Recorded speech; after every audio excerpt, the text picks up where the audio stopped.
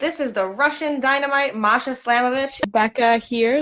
This is not America's Sweetheart, Davian. And It's Billy Starks. And the super fly guy, Trayvon Jordan. This is the fly side flyer, Jalen Brandon.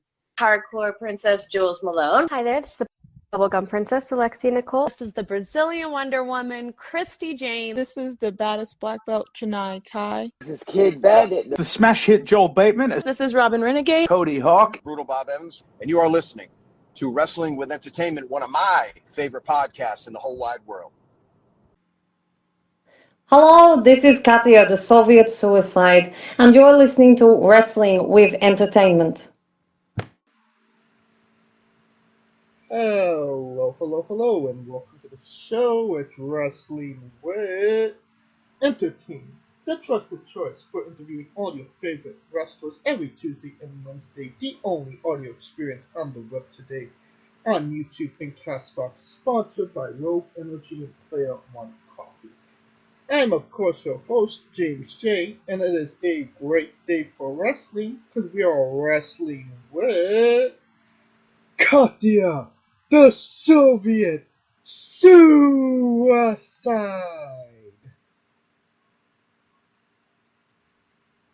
Are you Katia? Hello, yes, I am well. How are you? I'm good. Could you tell us what you got coming up next and where we can find you on social media? Yes, of course. So my social medias are Soviet_Katia on both Instagram and Twitter. Facebook, just search for Katia The Soviet Suicide, and I'm sure something will come up.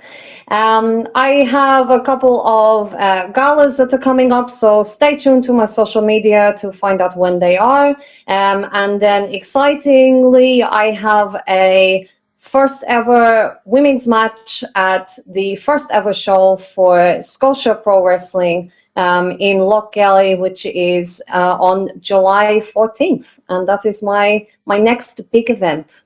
That's awesome. Do we have merchandise yet?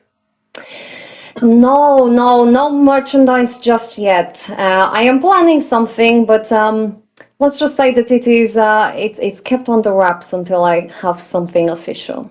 Fair enough.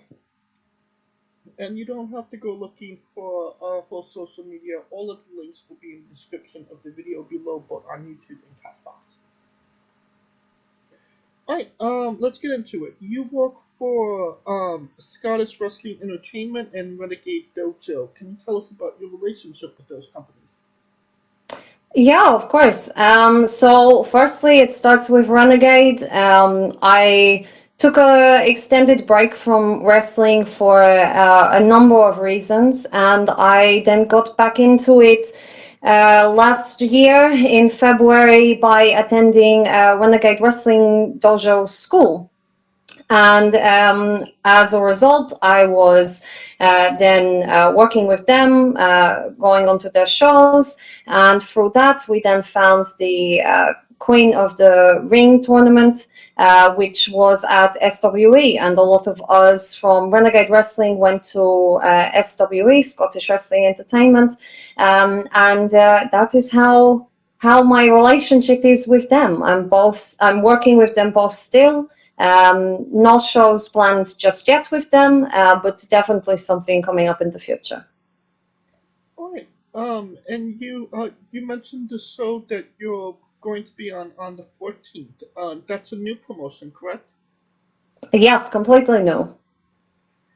And what does it kind of mean to you to be one of the first people on a brand new wrestling promotion?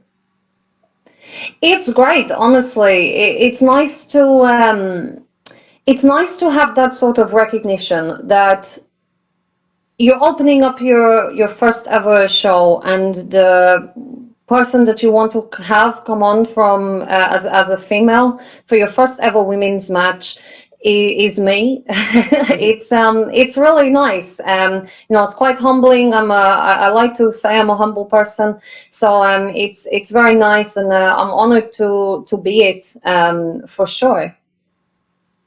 Any word on who you're wrestling at?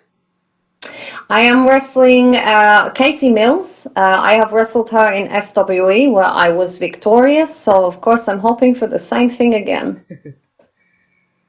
Well, you was a part of the Empress 8 tournament. Um, 8 incredibly talented girls, including yourself. What did it mean to you to be in that tournament and that experience? Yes, yes, it was the Empress 8. I said Queen of the Ring. I have a very different show thinking in my head. Apologies about that. But yes, Empress 8. It was fantastic. It was wonderful to wrestle with people that I knew. I had a match with Jade Black, who is a fantastic worker, and I love to work with her. And it would have been much more exciting if I had have gone through, because there would have been some incredible names that I would have had the opportunity to work with.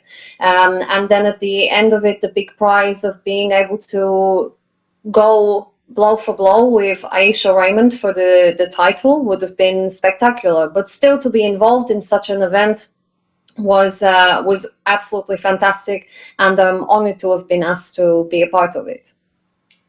And I mean, you was on track to actually win that match when there was actually some interference from another girl called Catabella, correct?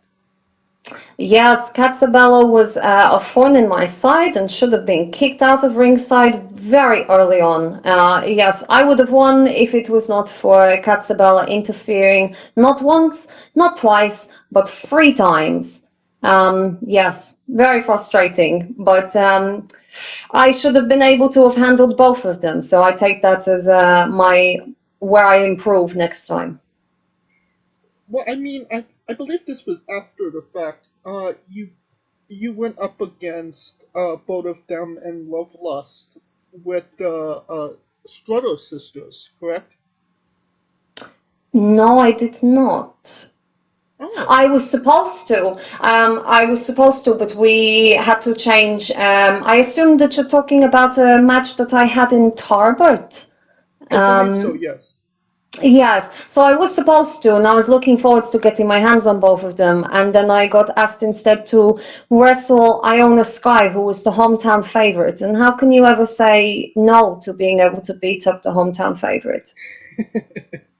Okay. So I took that instead. But I will get my hands on both Jade Black and Katsabella and London Love Lust again, because all 3 of them have wronged me. Yes. Revenge is on the agenda. Definitely. You mentioned Iona Sky. It does seem like there is a bit of a rivalry there because you may or may not have cheated during your match. I did not cheat. There is, if the only way that I could have cheated would be if the ref had seen it. If the ref doesn't see you pulling somebody's tights, you haven't cheated. You're just smarter. But yes, there is a rivalry between us. We have many things that we disagree on. Firstly, in football clubs or soccer clubs for the Americans out there, our soccer clubs hate each other. So we disagree firstly in that, and then yes, we disagree about the fact that apparently I cheated, which I did not, because the ref didn't see. Yes, we do have a bit of a rivalry going there, starting from the hometown favorite, and I beat her. Well, I didn't beat her, but I beat her up, and then she cheated to get the win on me. So it seems like the Soviet has a couple of scores to settle. I do, and I want to settle them as soon as I possibly can, because I think that it is unfair that for reasons that are out of my control, that I have lost matches. That is a disgrace, and I don't approve of it. I go into every match believing that I can win, because what would be the point of walking into a match thinking that you're not going to win? So I believe I can win every match, and every match has been a case of that I have lost has been a case of something that is out of my control. It has never been that I have truly been beaten, except for Aisha Raymond. She is a beast and thoroughly puts me in my place. But I still believe I should have won that one. And I will win the rematch because she has been off in Japan doing very well, but she hasn't been here to see how I have improved. So I will beat her one day. Well, let's talk a little bit more about Aisha Raymond. Obviously a respected name. Your trainer, and you actually got to be in the ring with her and compete. What did it kind of mean to you, and what did you want to show Aisha in that first match? Well, to me, it is a match. I watched Aisha for the first time in 2012, and I don't think she'd appreciate me reminding everybody of this, but she terrified me immensely when I first watched her wrestle. I got to see her after the show, and I deliberately avoided her because she looked terrifying. So she is very scary and is definitely, yes, respected name, deserved name in the ring, without a doubt. So to be able to kind of wrestle somebody that I had watched wrestle back then 10 years ago, it was fantastic. And for it to be my first match, my first match in Scotland was even more beautiful to me. I screamed at her to hit me, and she definitely hit me. So that was nice, to wrestle somebody that is going to give as much as you give. So I love to work with her, and I will happily do it again. And as I said, next time I will win. All right. Now, on the record, you've been wrestling for 10 years. But you took 4 of those years off. What made you step away from pro wrestling, and what ultimately brought you back? It is terrifying to see myself having done it for 10 years. I haven't. I have on record 10 years, but I would say that every time that I have come back, I've had to readjust. So I've been very unfortunate with injuries, to the point where I would learn how to wrestle, I would get injured, and then the injury that I came back with was then that I would have to reteach myself how to do basic things because of instability in my ankle. Is my first one, instability in my knees, etc. There's been a lot of unfortunate accidents that have happened in both the ring and also in training, and even in the gym. So it doesn't sound too great on paper to say I've wrestled for 10 years and I feel like I've only just started. So a lot of injuries. I also made I don't know whether to call it a joy or a pain of moving to Scotland. And when I moved to Scotland, you then have all of the problems of now I have to worry about how I pay my bills, how, etc., etc. Because when I started to wrestle, I was still in high school and in college, so it didn't matter. All of my, I could, it was easier to get by. But then I had to deal with all my own stuff. And I fell into a job which was very relentless. And whilst they promised me that I'd be able to have the time to wrestle, I ended up working 80-hour weeks, sometimes 100-hour weeks. And there's just no time to then put into wrestling. Or even into the gym or into your health or any aspect. So so that's why I was away for 4 years, for 3.5, and then the other half was me trying to get back after putting on, obviously not looking after my health in any form or another. So half a year of me trying to knuckle down and get myself to be healthy again. Can we talk about the time you were a backyard wrestler? Yeah, of course. Yeah, that's fine. What was that? How did, because backyard wrestling is normally frowned upon, but a lot of great wrestlers actually came from the backyard before they actually stepped in the ring. So what did you learn in backyard wrestling that helped you in the actual regular training? I learned how you get hurt. I came. One of the most basic moves I think I've ever heard of is a hammer lock or a backhammer. I don't know how you would know it to be called, and it's so basic.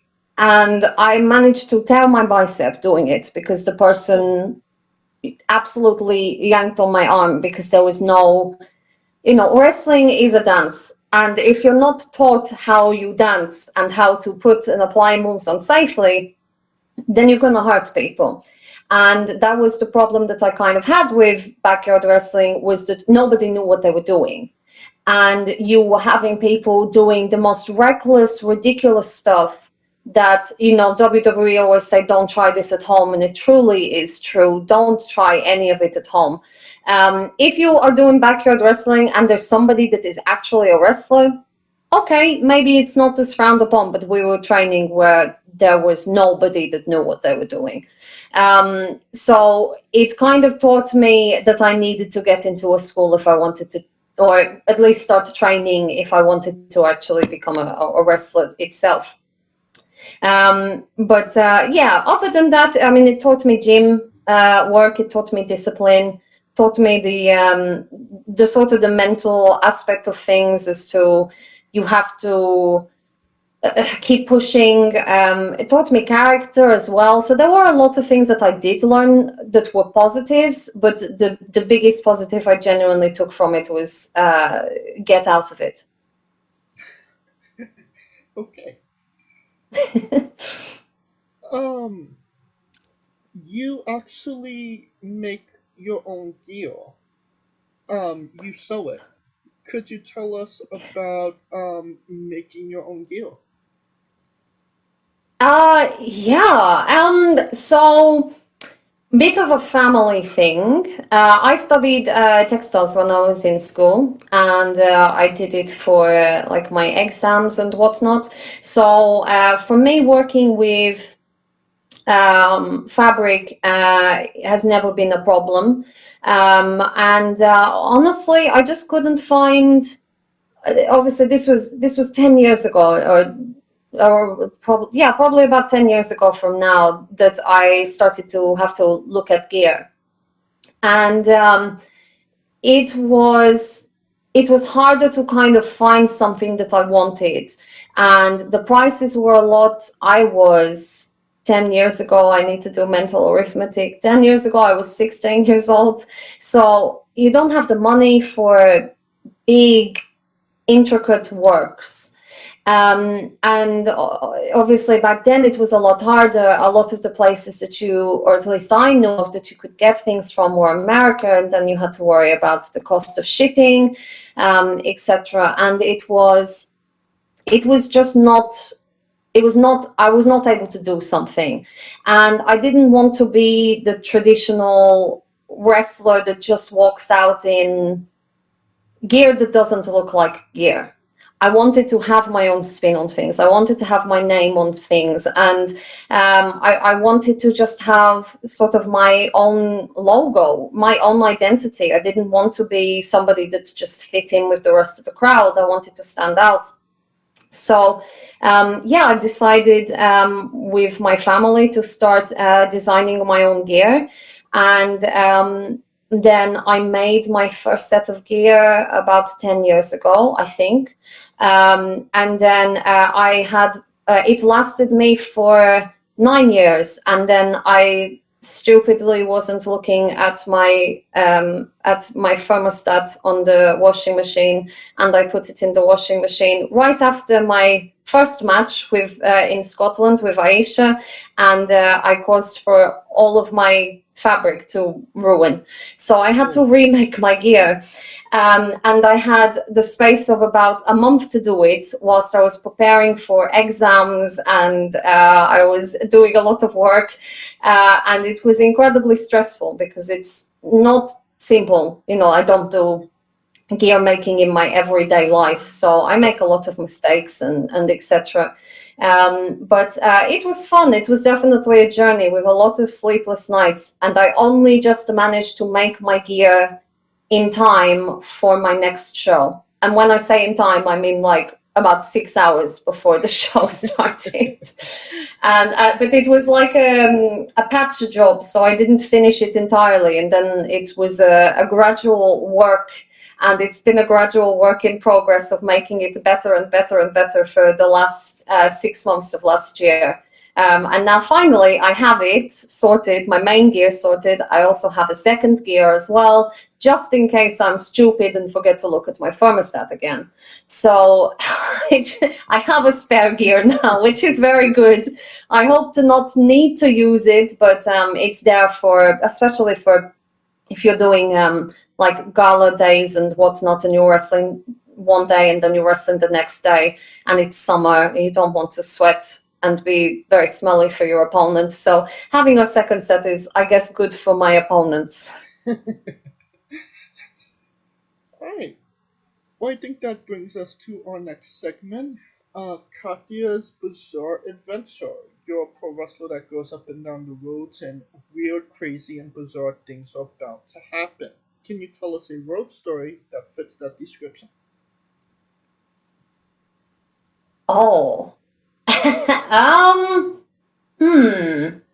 What bizarre things have happened? Traveling with a promoter who knows where the venue is because they have flyered around there, and they've gotten themselves lost, and we've ended up going in a circle around the venue and passing the venue 3 times. Okay. Did somebody not have MapQuest? Google Maps? We were in the middle of nowhere, so no. Yeah, we were relying on the fact that the promoter should know where they were going. Okay. Is there any significance to your cat tattoo, your black cat tattoo? Yes. It is nothing related to my name. It is not at all related to the fact that I love cats. I do love cats, but it's not related to it. My best friend, my idol in wrestling, is Katarina Severin. And she was formerly Winter on TNA and Katie Lee Burchill on WWE. And to kind of save a massive long story and make it as short as I possibly can, because otherwise I could talk about it for about an hour. Kat was somebody who I idolized in wrestling and was the reason that I got into wanting to watch wrestling. And then when I first saw her live, she was the reason that I wanted to actually start wrestling. She, by her being incredibly kind on the day when I met her, so at the show, we all had a chance after the show, to get pictures, signatures, autographs, etc. And she took an immense amount of time to talk to me.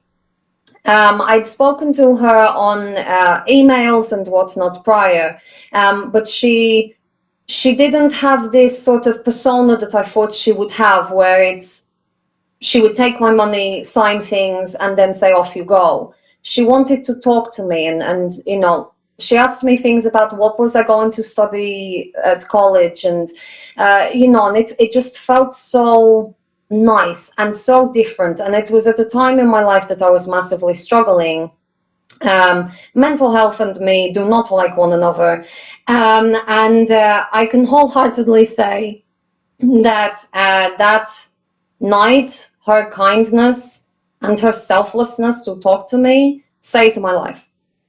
And as a result, I always said that I wanted to get something to kind of, I don't want to say memorialize, because memorialize means that somebody is dead, but kind of to commemorate that sort of moment. And through a very long few years of me and Kat being incredibly indecisive, I finally got her to say what she would be if she was an animal.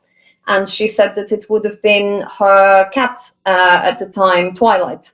So I got Twilight tattooed on my arm, so that I have Kat quite literally with me. And if I start to struggle with my mental health, or naturally my head will dip, and I will always see this cat on my arm, and I will be reminded that she is always kind of by my side and rooting me on. And she is, and she's fantastic for it. So yeah, it's kind of a bit of a thank you to her, and kind of a help me sort of tattoo as well. But I love tattoos. I have many that are planned, and they all will have meaning to them.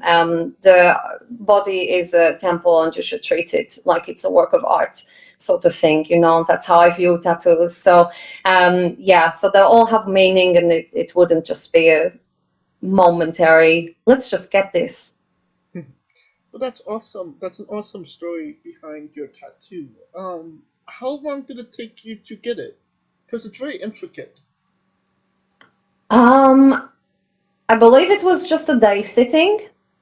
Yeah, it was just a day. It was an hour shy of a day. We moved through quite quickly because I was, it being my first tattoo, the tattoo artist booked the whole day, with the possibility that I would need multiple breaks, but she didn't know that I was a wrestler, so I didn't feel any pain. So she was like, oh, okay, well, we're finished. And I was like, oh, we didn't do the whole day? And she said, no, because you didn't ask me to stop at any point. I was like, oh, yeah, I don't feel pain there. So yeah, no worries. So yeah, I believe it was an hour short of the day. It was a very hot day in June, I believe it was. It was in the summer, in the middle of Glasgow city centre. And I was incredibly socially awkward, didn't know what to do or how to really attend this tattoo meeting. And I tried to tip her, which you're not supposed to do in the UK. And I told her, I don't care, take my money. It's a great tattoo. And she eventually accepted it. So it was an interesting thing, because I thought you're supposed to tip your tattoo artists, but apparently that's not a UK thing. Maybe it is now. It's been years since I had my tattoo, but I would happily tip again if it's a good tattoo. Why wouldn't you? It's art. And is that tattoo artist the one you're going back to get your next tattoo? Definitely, yes. And what are the plans for the next tattoo? Oh, do I share? Oh, why not? It is a bear, a black bear. They were for a very long time my animal when I was a younger kid. It was always the animal that I most attributed myself to. And when I did, I'm a very big Harry Potter fan. And before the Pottermore came out with your what is your Patronus, there were of course like places on like internet quizzes that were what was your animal, and I somehow always managed to get a bear on them. So it's not now, which makes me very sad that is not my official Patronus, but I have a massive feeling for bears. They're also a symbol of Russia, so it kind of makes sense. So yeah, it's gonna be that. Not too sure as to how the positioning or anything, but I definitely am getting that bear tattooed on my right arm, so the opposite side of the cat. I was gonna say that was very Russian of you, getting the bear tattoo. Of course, yes. I mean, I am Russian, so it would make sense.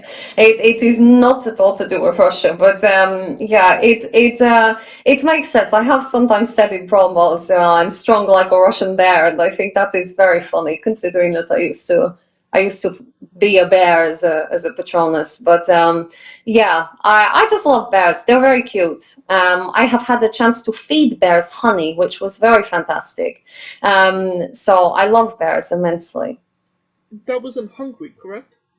Yes, it was in Hungary. Yes, I went for the F1, and my partner saw that there was a place outside of, I'm going to butcher the pronunciation, Mogorod, and they had like I think it was specifically a bear sanctuary. I can remember seeing bear written up, medved, which is bear in Russian. So I assume it's the same in Hungarian. So I think that it was a bear sanctuary specifically, but there were many other creatures. I got to feed raccoons honey, which was fantastic because my partner was a raccoon. So we got to feed our own animals.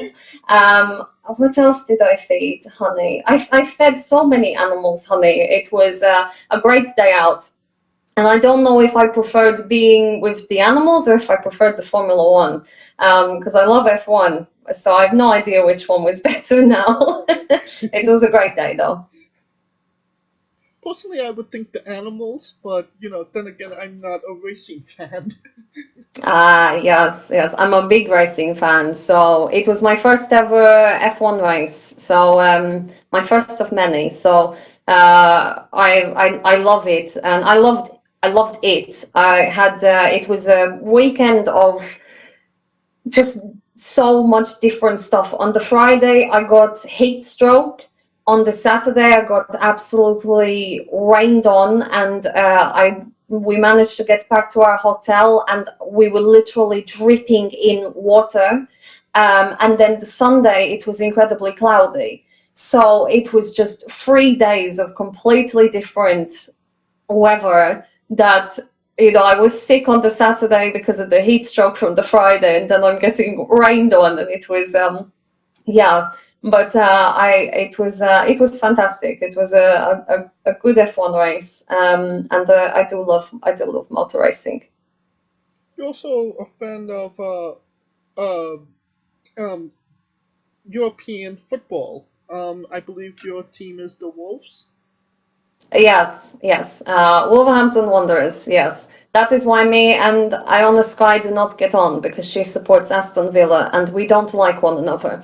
So, but yes, I support. I'm very bad when it comes to teams, because for the men's and also the women's, I will support Wolves. But I also have a favorite. I was about to say favorite wrestler. I have a favorite footballer or soccer player, and I will wherever she goes, I support that team as well. So for a while, I was liking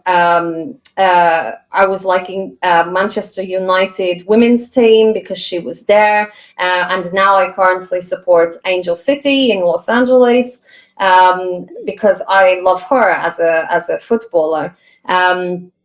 And I support the US women's national team, which is fantastic and very, very anti what I would ever expect to do. But my favorite footballer was on their team. So yeah, I'm very, I guess, fickle when it comes to my football or soccer choices. And I mean, that's the way it kind of should be. I mean, you got your one team, and then you got, your favorite player. Yeah. I think that it's. I feel like that's quite almost an American sort of philosophy. Because in the UK, you have one team, and you don't dare support anybody else from another team, even if they were your favorites. But I know that it's like the same in basketball, because you have the draft, which is obviously very different than how the UK does sports. So you have your person that you love and you love to watch play, and then they obviously move around different teams, and you'll stay supporting the team that your favorite is in, and it doesn't always be that it's your main team or that you're team loyal per se. And in a way, it's kind of the same with Formula One. You support, or some people support the driver, and then they'll support the driver in whatever team that they go to. So I kind of like it. It's different, but definitely not what I'm kind of used to. All right. Now you have a collection of bloodstones. Can you tell us about that? Wow, you have gone digging deep. I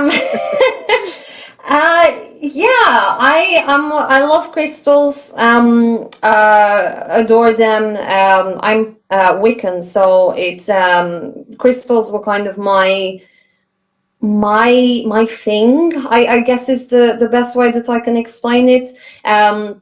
When I was a kid, my dad told me that bloodstone was the stone that he just thought of about me, and it kind of went from there. I took bloodstones anywhere I needed good luck. I do carry it with me to shows. I had it in exams. So it was entertaining because my friends would bring like stuffed animals, and I would as well, but my stuffed animal would be wearing like a necklace with a bloodstone pendant on it or something like that. And then when I wasn't able to bring a stuffed animal in because they cracked down on stuff, I just brought in a big rock bloodstone.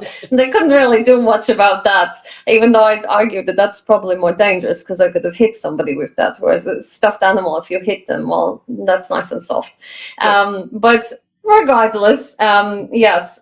So yeah, I do love bloodstone. I love a lot of gems, so all of them have different meanings, and all of them are very pretty. So I love the prettiness of them as well. All right. Can you tell us about your love of Harry Potter? Oh, yeah. I've loved it. I loved it after I'd watched the first movie. I didn't like the first book. I couldn't get into it because my style of fantasy is that things have to kind of happen quickly. And Harry Potter, the fantasy aspect of it was very slow. And I was old enough, I was young, but I was still old enough to just realize I'm just reading a book about a bunch of adults abusing a child. I don't find this fun or entertaining, and I don't want to keep reading it. Like even with the little things, with the vanishing glass at the zoo, it wasn't fast-paced enough for my liking. So I found that it was just incredibly dull to kind of get into. But after watching the first film and seeing what there was a potential of, I gave the book another try, and I forced myself through all the boring bits. And I then started to love it. And then I read, I think only the first, well, maybe the first 3 films were out, but I could only watch the first 2. But I made sure that I read the books before I watched the films, continuing on. And then it came to that Order of the Phoenix got released as the book.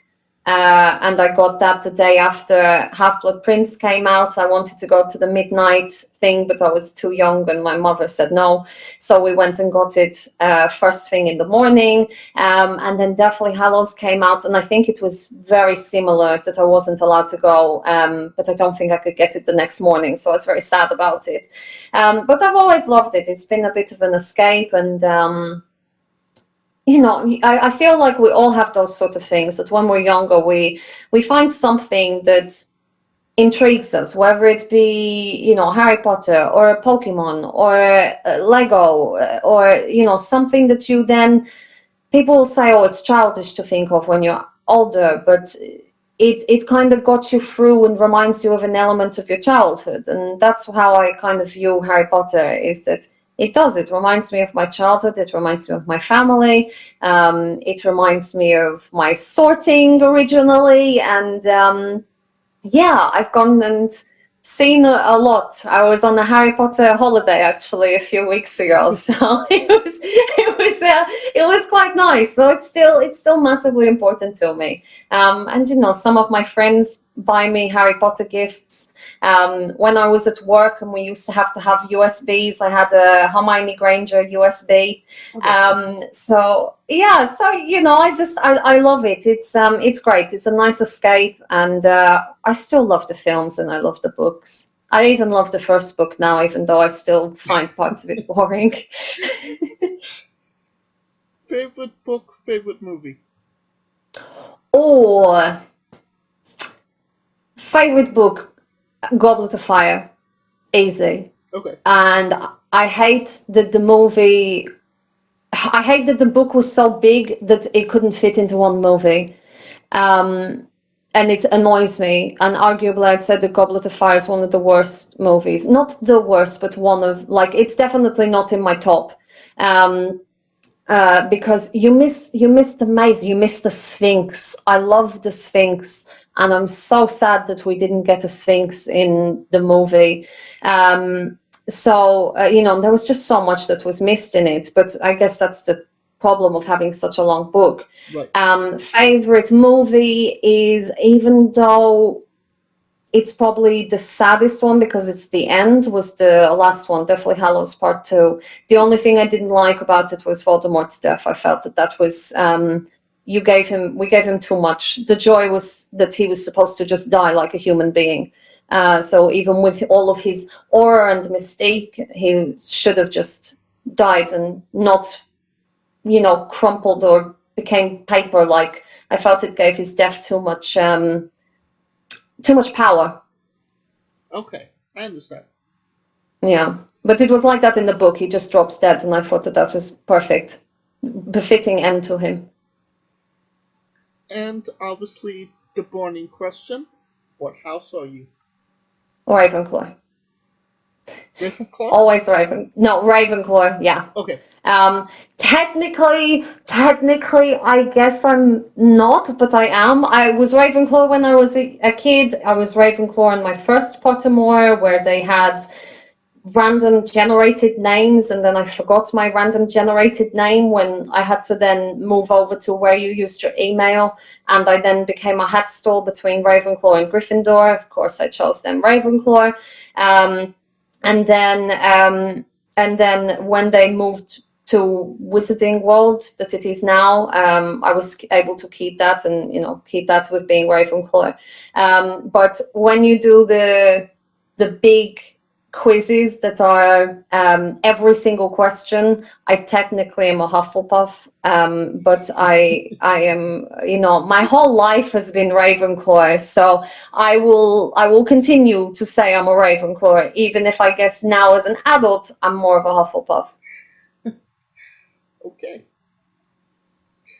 Can you tell us about your rivalry with Google Translate? Oh God. Google Translate does not translate properly. I can't even remember what things I would have been using, but there's Russian to English. So obviously I have Russian friends and I have English friends, and sometimes there'll be times where I forget a word in either Russian or English. It's the joys of being able to speak two languages. You know, it's not like on the films where people start speaking one language and then say, oh yes, sorry, I forgot, I'm supposed to speak another language. You instead just stare and you think, I don't remember any words. So I blank very often, and it's one of my weaknesses. So I will use, or I used to use Google Translate all the time to try and help me. But Google Translate sometimes gives the weirdest translations, and I know that it's wrong, which is good because I don't want to go and say it. But I think there was like, there was there was something, and it was a basic word that's like, I think it was conversation or something on those lines. And one of my Russian friends didn't know the English word for conversation. So she was trying to say she wanted to have a conversation with me.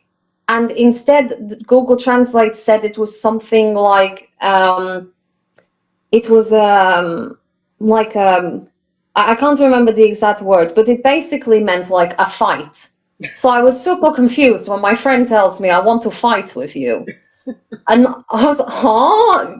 You know I'm a wrestler, right? Like, I wouldn't bet any chances that you're gonna win. Plus, there's an ocean now between us and whatnot. And she was like, but we can do it on a call. I was like, how do you fight on a call? You want to like argue with me? Just tell me you want to argue. And she's like, no, not an argue, like a nice fight. I was so confused, and I asked her what was this a word she didn't know, and she said yes. And I asked her what the Russian word was, and she told me, and I was like, oh, you have the wrong translate entirely. So yeah, it translates very differently, and there are some times as well where it like auto translates will add in words or meanings that aren't supposed to be there, and it's so confusing. So it's nice when I can read both languages because then I get it, but if I'm trying to read somebody who's translated it, I can get so confused. So yeah, I don't like it because my friends try to speak English with me as well as Russian because they're trying to learn English. And then some of my friends who are English or speak English try to speak Russian with me, and it's the same thing. And I just go in a circle all the time and think, why can't you just get it right? Not the people, obviously, but Google Translate. Like, just get it right. There are much better sites out there. If people want to have better translator sites, Reverso is a better one. That one is actually good for English and Russian translations. Okay. Well, it's time for the colossal question. They decided to make a movie about you, and every movie has a soundtrack. What would be the first three songs on the Katia The Soviet Suicide movie soundtrack? Four. Three. Okay, one I know, but I'm trying to think of what the other two would be.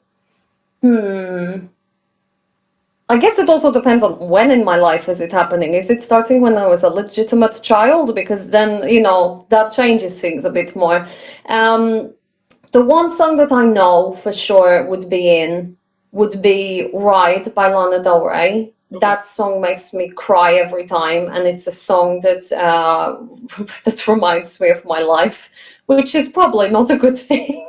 It makes me cry because it reminds me of my life. So Ride by Lana. Then I guess I don't know if I truly would have this, but the next one that comes to my head would be Born This Way by Lady Gaga. Okay. Purely because I'm very gay and I'm very open about being a lesbian, and that is a song that kind of had a massive influence to me as a kid. But there's also so many other things that, you know, I get judged for being a woman, especially in the wrestling industry. You get judged for being a woman, you get judged for being gay, you get judged for being Russian. So, you know, Born This Way maybe would be purely from I am born this way, so deal with it. And then I'm trying to think of what another one would be. I feel like it has to be a metal song because I haven't got any metal songs in there, but that's my choice. Now I want to look at Spotify and see if there's any that I can really think about. What's the whole title of the song? Hold on. I know the album and I can see the picture in my head and I can't remember the actual word. Hopefully I can find it quickly. Would be really nice. Who's the artist?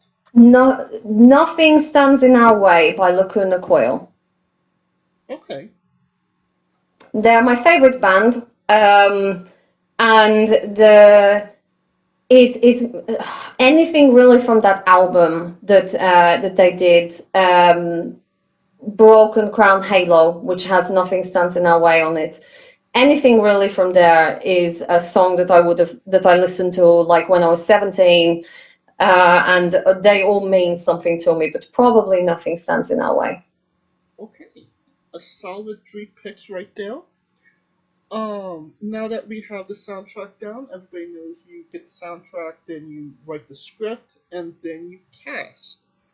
Who plays Katia? And you can't say yourself because you're obligated to make a Stanley epic cameo. Ah, okay. Because I was gonna say me. Now I have to try and figure out who's good at doing a Russian accent. And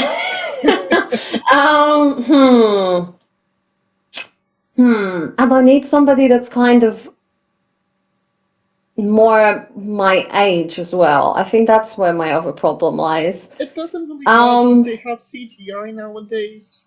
True. Yes, what Arnie in the latest Terminator. Yes, that was interesting. Okay, right. Let me think then. Who can be decent at a Russian accent, or might be good at a Russian accent? Who isn't 50 years old? Because I think that's probably pushing it a bit too much. I know Jodie Comer does a good Russian accent. Who? Jodie Comer? Killing Eve. Oh, yes. Oh, she was fantastic in it. Oh, yeah. I was bored by that. I had to check where was she from. I couldn't believe she's from Liverpool, I think she's from, and she has a very strong accent. Yeah, maybe, but I don't know if she would be the right fit. Because I don't know, she's very beautiful. So I don't know. Maybe she could. Yeah, let's go with that. The other person that I was thinking of, and I can't remember her name off the top of my head, but she's much older than me, and I don't think that she would ever take up the role. Who plays her? Kate Mulgrew. She played Red in Orange is the New Black, and I could tell that she wasn't Russian with her accent, but it was believable enough that I could forget. And her Russian was fairly decent. I thought she had at least knowledge of the language, but she didn't. She doesn't speak Russian at all, but she spoke good Russian during scenes. So yeah, but she's much older, so I don't. We'd have to do a lot of CGI there. Okay. Now that we have Katia down, every movie has a supporting cast. Who would be 3 people in your movie, and who would play them? Well, Kat would play Kat, and she'd also direct, because I would not have her not. She's an incredible director. So, she would direct and produce, and I would ask her very nicely. And she'd probably say yes. I hope she'd say yes. This is where she'd say no. But we can hope, right? So Kat is a fantastic actress too. So, so she would have to play herself. She would be a massive part of my life. So, and I don't think anybody else could play Kat at all as well as Kat can play Kat. Then I guess if we're going with Jodie Comer as being me, then I would have Kate Mulgrew as probably being my mother. Okay. And then, who else? Who else is a big enough part of my life that I would actually want them to be in my movie? I'm not getting chased out like Harry Potter.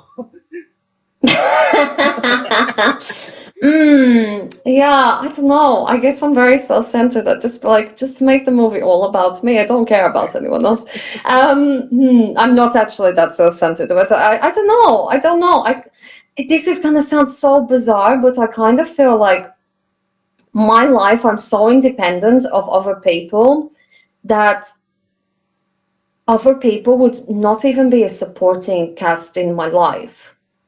As bad as that sounds, like, you know, I moved away entirely from home. I live in a different country than where my family live. You know, nobody lives in Scotland that's part of my family. The closest I have is in England. So, you know, I'm so independent that I kind of don't even know. I'm happy with being me. So I don't know. I'm trying to think of who else and who would potentially or could potentially play them. Why not Alyssa Raymond? Then Aisha would have to play Aisha because she is an actress herself. And I would accept that also. Yeah, go for it. Yeah, Aisha. All right, super. We've actually got two or technically, if you're including me and this, we've got 3 cameo appearances in this. I guess all the wrestlers would have to play themselves that are in my life. I think they're the most people that I spend time around is wrestlers. So yeah, we all play each other. Perfect. That's cheaper as well than having to pay an A-list actor. Let's do this. Let's make this movie. And it does sound like an incredible movie, and you could pre-order the tickets now. Yeah, oh no, I need to ask Kat, can she film this? Sending message to Kat now. If I send that to her, she'd be incredibly confused, so I won't actually do it. Now, you are in Scotland, so I do have to ask, have you ever been to Loch Ness? Yes, I have. I've been to Inverness, where I didn't see Loch Ness, but I have been like on the south part of Loch Ness. And did you see Nessie? No, sadly not. Nessie was too afraid that I would chop her, so she decided to not make an appearance. How dare you? She sent me an apologies message though, you know, but yeah, she was very scared of receiving my chop sequence, which is known as the Aftermath Kalashnikova after AK. And so she said, no, I'll pass on that, and I'll stay very well clear away from you. It's a good idea. I would recommend it to most people to stay clear of me. So. And have you ever had the deep-fried Mars bar? No. No, I will be though in a few weeks' time. I play D&D and I am a DM for my D&D group, and I have in 2 weeks' time one of all of them are American, and I have in 2 weeks' time one of my group that are coming over to Scotland, and they're going to come and see me. So I'm going to tell them to try one, which means I unfortunately have to try one. And then 2 weeks after that, I have another one of those friends from the group also coming to see me. So I'll have to try another one, which I'm not too sure I'm excited about. But who knows? Maybe things will change. I think it will be too sweet for me, but we'll see. Oh my god, 2 deep-fried Mars bars. I know. I told... like, wow. Yeah, I don't envy myself. Yeah, I know. This is like summer of very busyness as well. So I have to, I'm on a strict diet. So now I have to try and figure out how many calories are in a deep fried Mars bar and what do they belong to. I'm assuming it's all going to be sugar and fat.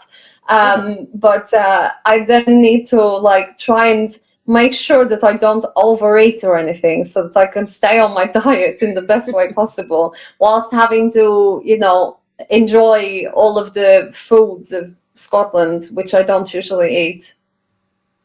I'm hoping that there might be some video evidence of you trying this Mars bar in the future.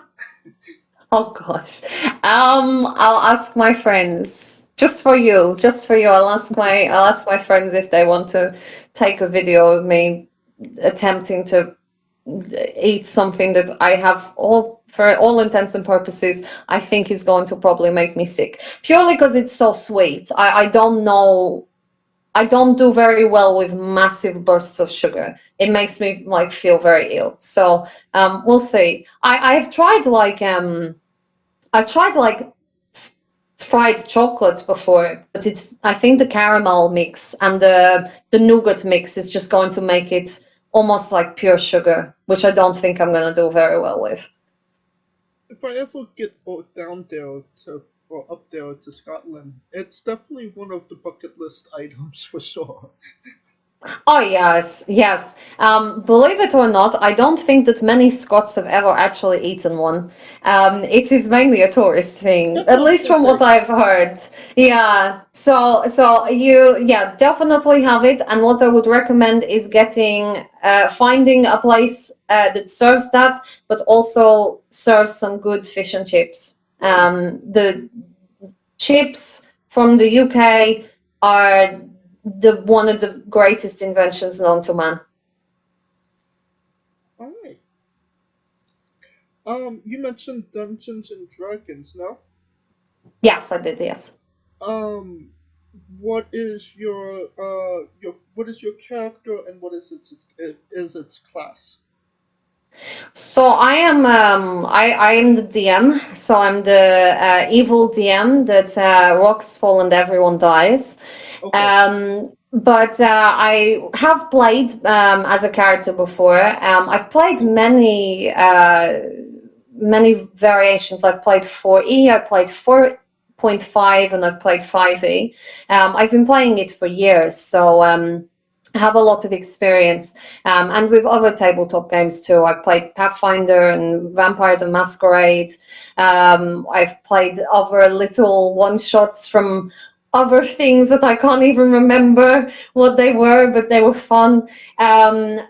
Right now, the games that I do play in, which are rare, I play Cleric, and so I probably would say Cleric. Originally, I would have been Wizard, and that was my first ever class. But yeah, Clerics, I like them. The game I'm currently playing in with my family is I play a Dragonborn blood cleric, and we're in an evil campaign, so I get to be very evil. And but we're in an evil campaign, but we're trying to prevent somebody from being more evil than the evil rulers that we have. So I'm a spy in the court of the person that is currently trying to take over the kingdom, and yeah, myself and my sister are both trying to make sure that we don't accidentally die from from espionage, which is very fun. But very scary as well. I like my character. I don't want them to die. But it's great because we do a lot of blood, like blood rituals and stuff. So it's great fun. It's kind of like a evil horror game at the same time. So I like it. It's very different than any other games that I've played in D&D. How long are you in the game? How many hours are you in? 4 hours for each game. Okay. Yeah. Oh, like that's how long each session is. If you mean how long, like how long the whole campaign has been going on for. Yeah. My D&D group, that's my DMing one, that's been going on for 3 years and 2 months. Wow. When this comes out, it will be 3 years and 3 months.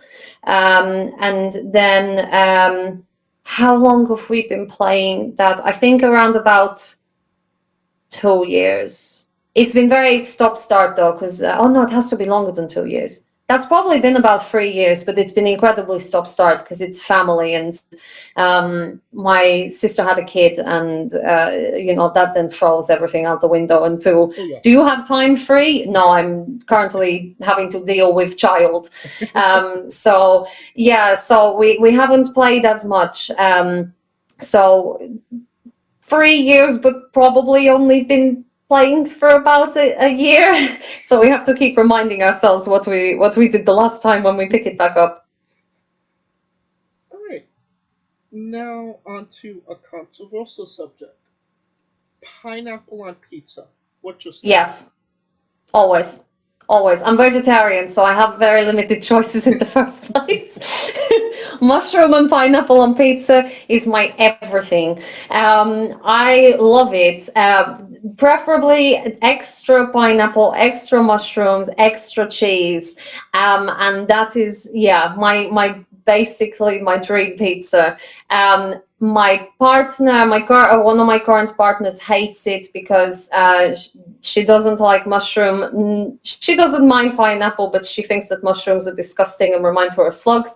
So it's perfect because I get them my own pizza whilst she then eats a meat pizza because I can't eat hers. So I kind of enjoy that people find it very controversial because then people aren't going to want to eat my pizza as well as trying to eat theirs when I can't eat their pizza.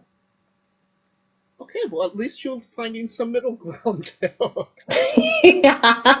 Yes. We don't like any of the same food, so it's very entertaining trying to deal with food between us.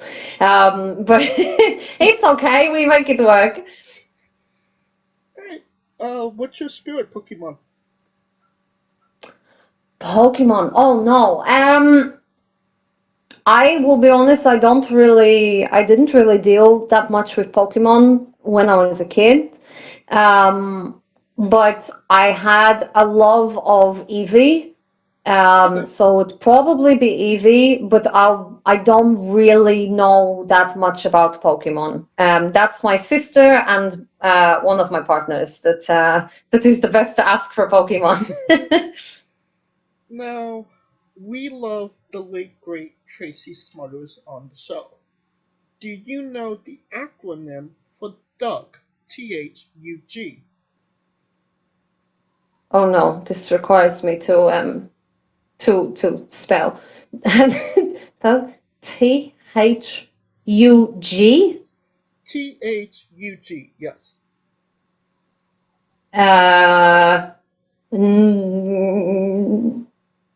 You could say no, No. it's okay. Yeah, I don't know. No idea. T is for terrible, H is for hell, U is for ugly, and G is for jail. 'Cause a Doug can't spell. Oh no. Oh dear. I usually laugh at bad jokes. Oh no. Okay. I mean, dogs could spell. Have you ever seen there are videos of like dogs that have the buttons and they can press buttons to say what they want? Okay. No, I haven't. Yeah. Oh, it's fantastic. I follow mine. I love cats. So my first one that I chose was a cat, and her name is Billy. Billi. No E at the end, just I. And it's like on YouTube. Her channel is Billy Speaks, and she has this massive board of about 60 buttons, and she communicates with her owner exactly what she wants, and she by pressing these buttons, and there are dog ones as well that do it. I'm not as interested in the dog ones, not because I don't love the dogs, but because I think that a cat, like dogs make sense to me. They understand your commands and whatnot, but cats you think is traditionally, they understand you, but they don't care. Right.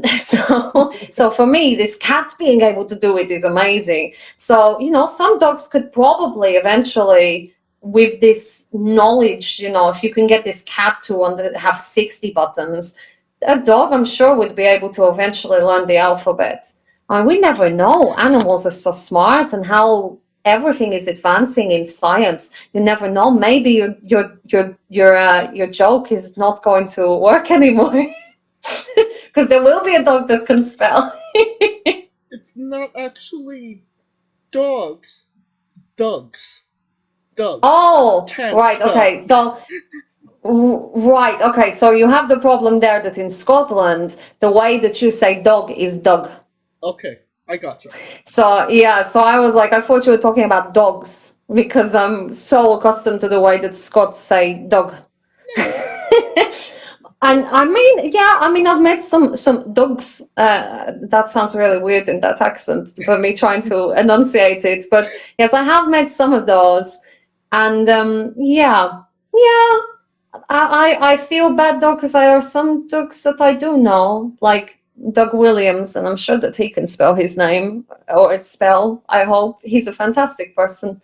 But yes. Okay, I understand. The jokes with me don't really work. Language barrier.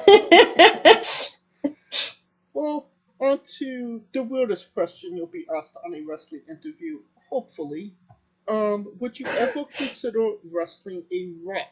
Not Dwayne Johnson, not the country, an actual physical rock. Depends on what the wage would be. It depends on the company and the wage. Do I like the promoter? If a random promoter sends me a question of that, I will say no. What are you talking about? Get lost. But if it was a promoter that I know well and I know that it would be like for a comedy spot or something like that, sure, go for it. But I don't really work comedy. I'm a serious wrestler. You know, I like to beat people. I kind of feel that if I was to hit a rock, maybe that just might hurt me more than it hurts the rock. I mean, quite possibly.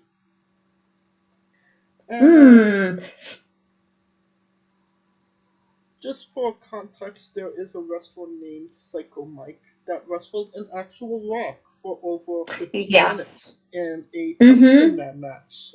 An on-man Yes. Oh, so you know.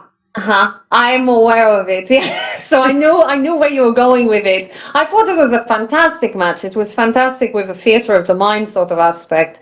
And it takes a hell of a lot of in my opinion, a lot of creativity and a lot of wrestling knowledge to be able to do it and keep people entertained for that amount of time. So all the more to him to being able to firstly do it, because doing it is, I would say, harder than anybody would think. But I don't really know if that's sort of my style. There are a couple of wrestlers I know in the Scottish scene that would probably say yes, and it would be their sort of style. But probably not my thing. But if it was WWE that said wrestle a rock for me, I don't think you'd ever turn down that opportunity, would you? Yeah, I'd say so. I'm assuming Ruby Roberts sold you the match? Ruby Roberts, what, sorry? Showed me it? No. I think I randomly saw it on Twitter. It might have been her. I do follow her on Twitter. She's fantastic. I love her. She's a great person. I'm going to be wrestling her soon. So I do like her. So maybe it might have been her, but I follow to be honest, some weird wrestlers on Twitter. So I might have just come across one of them retweeting it or something on those lines. But yeah, I have seen it. I don't think I've seen the whole match. I just think I've seen highlights of it. At least if I have watched the whole match, I think I would have just been so confused the whole time as to how somebody could do this. So I don't think I'd have taken much of it in. So that's why I can only remember bits of it if it wasn't highlights. As I said, more power to him for being able to do it. You know, it's incredible. I think you're the first person that I've ever talked to that actually watched the match that wasn't associated with Backyard Pro at all. Oh, yeah. I like to just watch matches. I don't really, probably not the best thing to say, but I don't usually care what promotion I'm watching. I will watch a wrestling match purely to watch a wrestling match. And if it is that it is with, if it's a promotion that I know and I like work with the promoter, I will watch as many matches as I can to purely support the promoter and whatnot. But if it's just a a match that I see, I will watch it because it's wrestling. And you can learn something from every single match that you ever watch. It doesn't matter if it's between two very, very new wrestlers that don't really know what they're doing. You can learn things from every single match. And the day when you stop learning is the day you should hang up your boots. So yeah, I don't necessarily know if I pay too much attention to what company I'm watching the wrestling match from. I'm watching the wrestling, or I'll be watching it because it's an opponent that I've got coming up soon, or maybe it's a friend of mine, or maybe it's maybe it was recommended by a friend, or recommended by somebody that I know in the industry. But you see so many matches retweeted on Twitter and whatnot, or see it in Reddit, and it's kind of hard to just say no to watching it when I know I'm going to learn something. Right. And that being said, where do you see yourself in 5 years? Who knows? As long as I'm happy, that's all that I care about. I used to always dream kind of where I would be in 5 years. And I found that it was just, it kind of pulled me back in a way. Like, I always dreamed, for instance, it's the same when people say, who's your dream opponent? My dream opponent is retired. My dream opponent was Kat. I'm never going to have a chance to wrestle her. I could have if I'd have, managed to get and stay in wrestling and stay healthy, not, move countries and get a job that was ridiculous hours. But you just don't know what's going to happen in 5 years. And it's a lot easier to kind of control the now and see where you're going to go now than try and control something that is so far down the line. Wrestling changes, it could be that I have a match when we're recording this, I have a match on Saturday. It could be that I irreversibly injure myself and I'm never going to be able to wrestle again. So I don't ever want to live my career with regrets by thinking what could have been and where I wanted to go. As long as I'm happy with where I am, that's all that I could ever aspire to be and to achieve. Because I've seen so many wrestlers who have amazing talent and they've gotten nowhere for whatever reason it might be, or the industry hasn't given them what I truly think that they deserve. I've been watching it and been in wrestling circles for 10 years. So I've seen a lot of people leave wrestling, and I'm sure that all of them had dreams and aspirations. And I don't want to ever have one where I know that I can't control whether a promoter is going to book me. I can't control whether I'm going to get a match with this person. I can only control what I can control. So I guess I don't know. As long as I'm happy, that's all that matters to me. Okay. And I mean, I know that Kat actually lives down here in Los Angeles. I mean, if you ever come down to Los Angeles for wrestling, it's not out of the realm of possibilities of her coming out of retirement for one more match. I think it is. She might surprise me. She surprised me before. She was wrestling in the UK when I was here and didn't tell me. Instead, the promoter messaged me and said, by the way, Kat's wrestling on this show. Do you want to come down for it? So I was like, oh, would have been nice if she'd have told me. But and so she surprised me. And I was like, why didn't you tell me? She said she didn't know she could. So, but I don't think that she would. And that is all power to her. She knows when she wanted to step away. And even though it's incredibly sad to me, because I would love to wrestle her, I also wouldn't want her to... She's already given me so much. I wouldn't want her to ever feel obliged to kind of do more than what she's already done. I go to LA a lot, and I meet up with her very often. And if she can't make it because she's busy, it's not a problem. She has her own life, and I just appreciate what she does and when she talks to me. So and likewise, I know that she feels the same. So we're both very busy, independent women, so it's kind of hard. But I truly don't think that she would. But if she did, yeah, that would be a match I'd love. But I don't want to. I don't want to even think that there's even a small sliver of hope that that could happen, because I'll just end up disappointed. I was disappointed when she announced her retirement, and I didn't take it very well. I'll be really honest. I was like, no, no, no, don't retire, don't retire. You have so much more to give. But I could tell that she wanted it, and when somebody wants something, you better not get in their way, because you have no say in what somebody else wants to do with their life, as long as they're not hurting people, obviously. But yeah, I don't think she would. And I'll just end that with never say never. True. True. Who knows? I could be wrestling a rock soon, so. Don't let it go. Message this girl. Sure. I'll give it my best shot. I can't guarantee how entertaining it will be. I'll just shout at the rock in Russian for about 15 minutes. Maybe that'll be entertaining. Who knows? That being said, is there a match people should go out of their way to see that best shows off what Katia the Soviet is all about?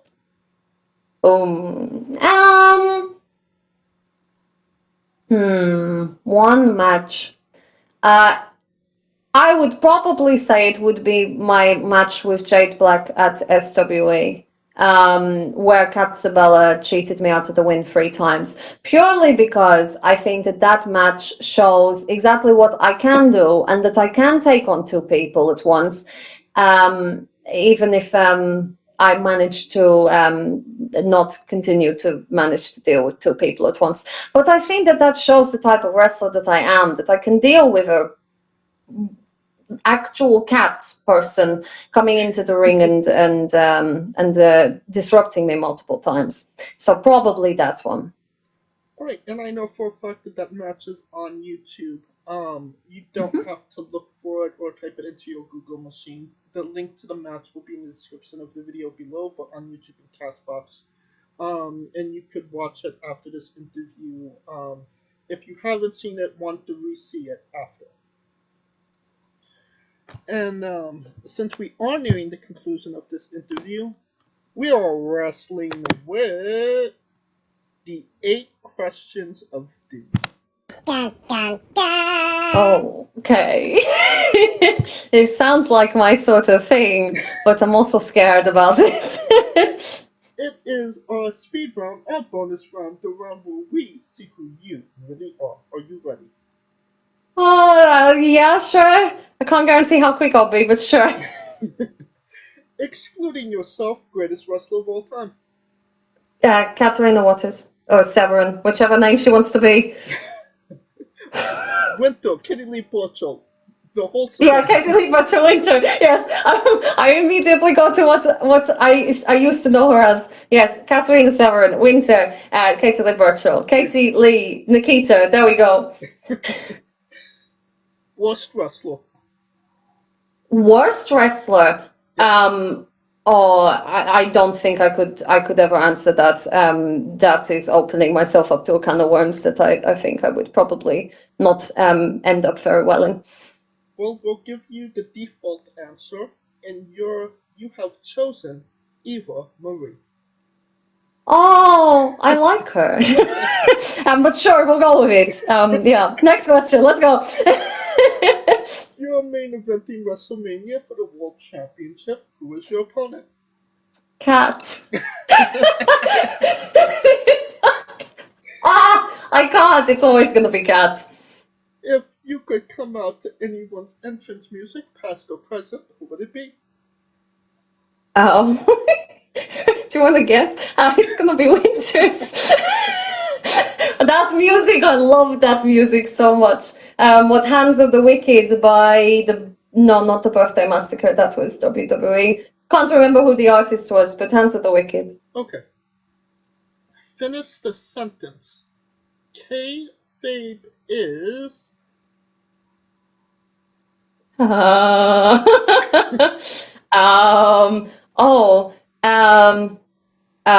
Real. we would have also accepted tastes great on toast. Oh, okay. Okay. Okay, sure. I feel like I'm missing context. It's just an inside joke. Oh, okay. Okay, I'm definitely missing context. Okay, sure. Yeah, it tastes great on toast. There we go. Squash, vegetable or fruit?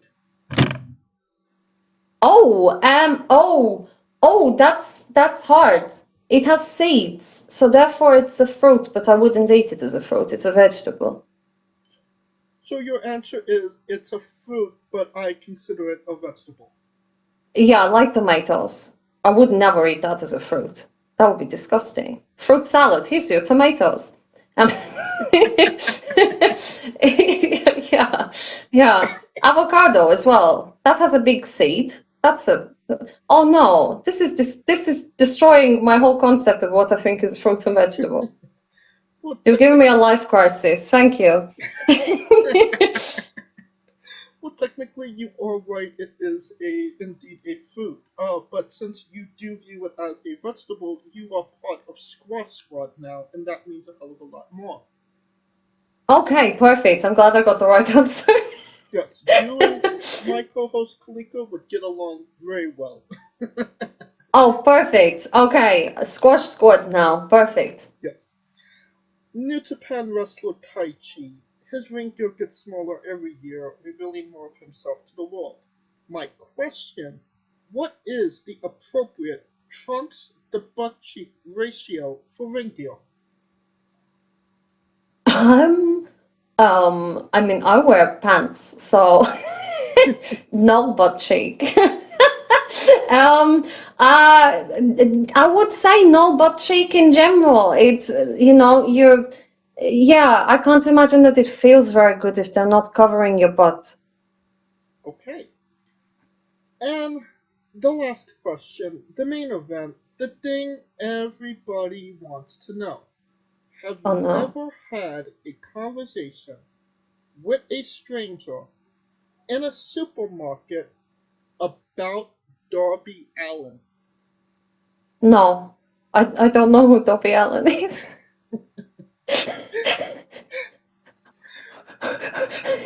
Who is Darby Allin? He's an AEW wrestler.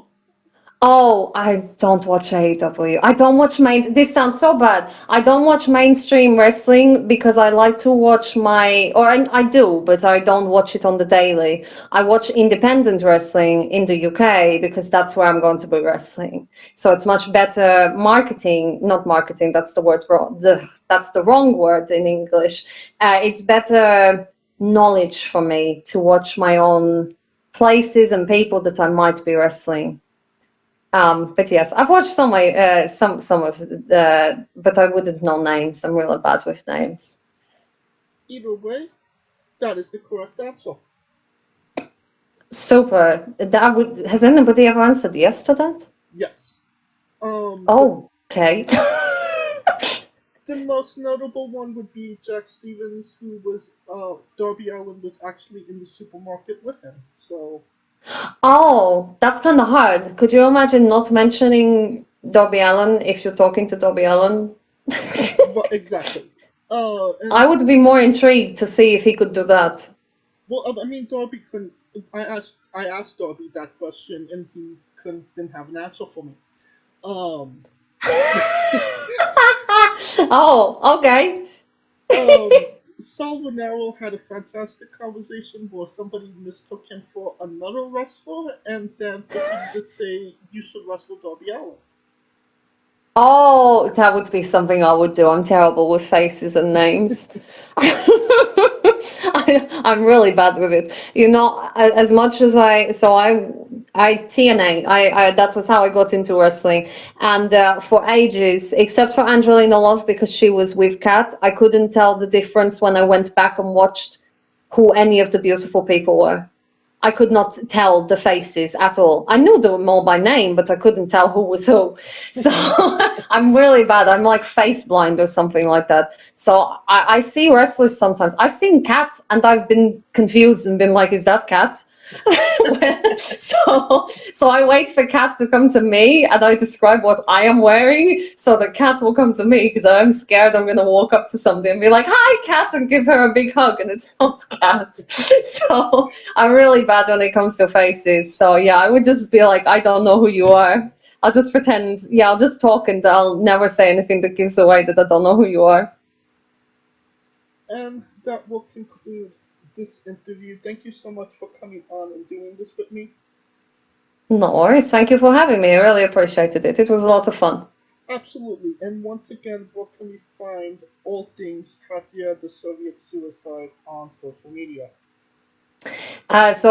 Soviet_Katia on Twitter and Instagram, and then Katia the Soviet Suicide on Facebook. You should find it. But be careful, because typing in the word suicide will probably send something to mental health or Facebook. But do your best.